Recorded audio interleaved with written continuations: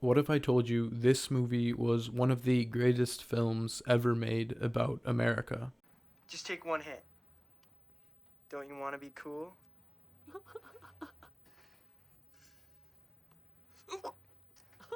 Hey, man. What are you doing? I'm so high. Nothing can hurt me. No! Marijuana kills. I love that shit. We're so high right now. We're not low. There have been so many works of art, so many films made about what America is. What more could possibly be said in this 90-minute long stoner comedy of two guys who get really, really high and start craving some cheeseburgers?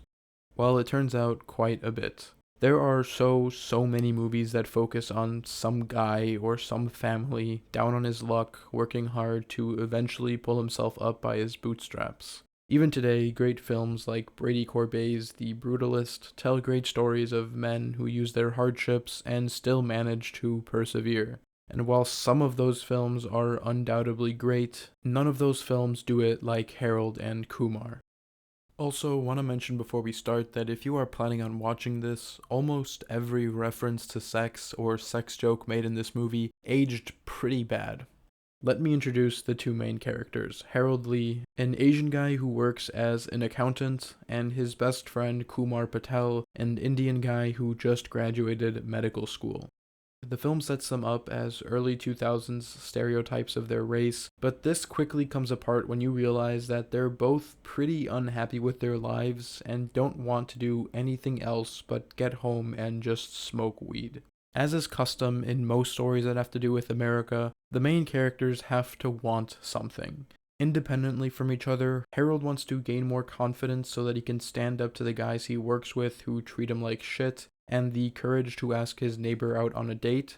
Kumar, on the other hand, doesn't want to become a doctor because he thinks it will make him an Indian stereotype. But together, all these two guys really want is White Castle.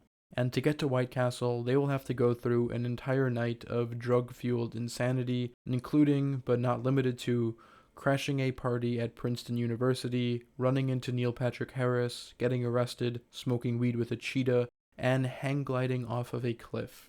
By the end of the film, Harold and Kumar arrive at White Castle and finally get their coveted burgers. They return home, having eaten their meal and changed as well. Now, this is an early 2000s stoner comedy. It's not really written to be character driven. In fact, I think besides the bonding Harold and Kumar do throughout the night, there are really only two moments that have anything to do with the characters themselves. The first being this speech given to Harold while in jail. Look at me.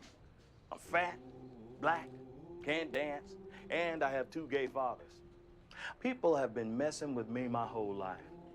I learned a long time ago that there's no sense getting all riled up every time a bunch of idiots give you a hard time. In the end, the universe tends to unfold as it should.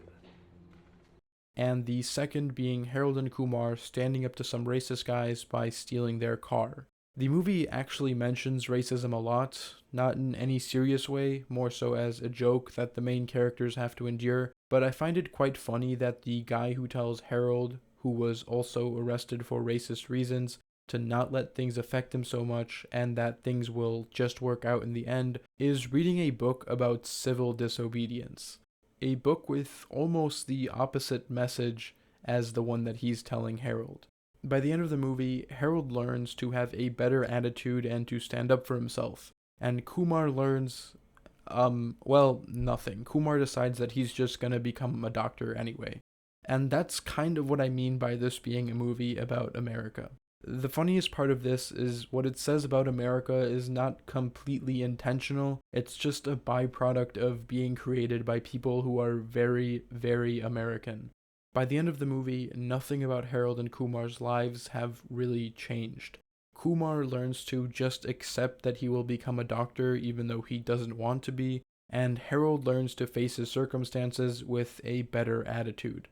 It should be noted, though, that the person telling Harold to have a better attitude about his situation is coming from a guy who himself was racially profiled and assaulted by a police officer, and the current situation Harold should have a better attitude about is also being racially profiled and assaulted by a police officer.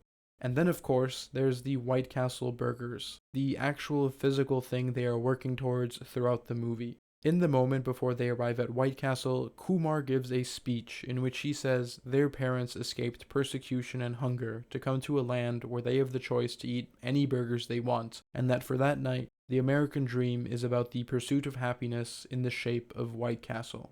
It isn't lost on me that Kumar's parents are shown to actually be quite wealthy and well connected socially, so probably weren't starving, and that Harold is from South Korea, so any persecution his parents were fleeing were probably from the US-backed South Korean military dictatorship. But once the night is over, once the dream has been consumed, what's left but to go back to your normal life? Maybe with a better attitude and some newfound confidence, but still all the same.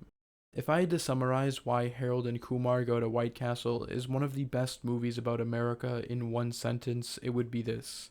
This movie follows two stoners who hate their jobs throughout a night where they suffer racist attacks and get treated like shit on a journey to achieve the American dream, which is represented in this movie as a burger from an average fast food restaurant, which the movie itself serves as an ad for literally the very same burger, where the main characters learn the lesson that actually their lives aren't so bad and they just need to have a better attitude, a lesson that is learned in a jail cell from a man who was arrested and beaten for racist reasons.